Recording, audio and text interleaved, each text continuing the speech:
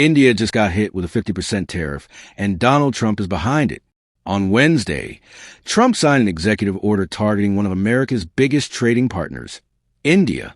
The move slaps a 25% import tax on Indian goods starting immediately, and in just 3 weeks, that rate will double to 50%. Trump says the reason is simple. India is buying too much oil from Russia. According to him, India isn't just purchasing massive amounts of Russian crude. It's reselling much of it on the open market and making big profits. In a post on his social media platform, Trump claimed that India doesn't care about the war in Ukraine and is helping fund Russia's war machine. But here's what many people forget. Tariffs don't get paid by the countries being targeted. They're paid by American companies and consumers. That means higher prices at U.S. stores, especially on goods like generic medications, textiles, and electronics that come from India. Despite this, Trump is doubling down.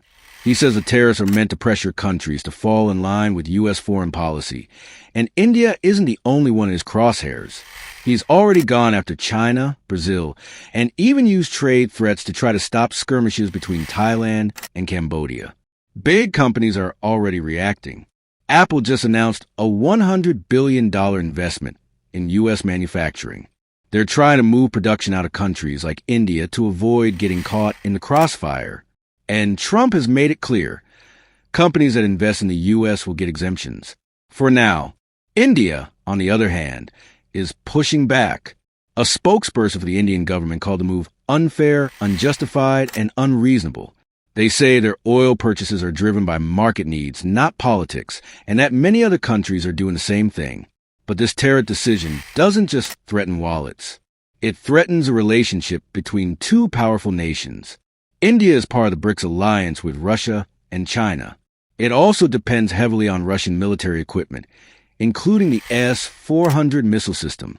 Since 2023, India has been Russia's top buyer of crude oil. This puts Indian Prime Minister Narendra Modi in a tight spot.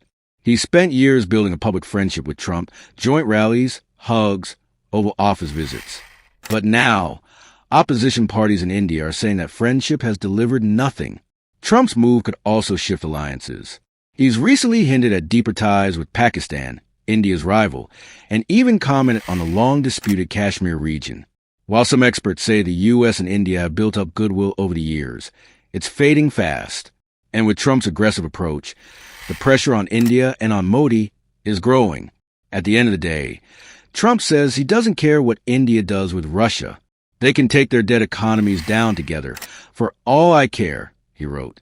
But with billions of dollars, military alliances, and geopolitical balance on the line, this fight is just getting started.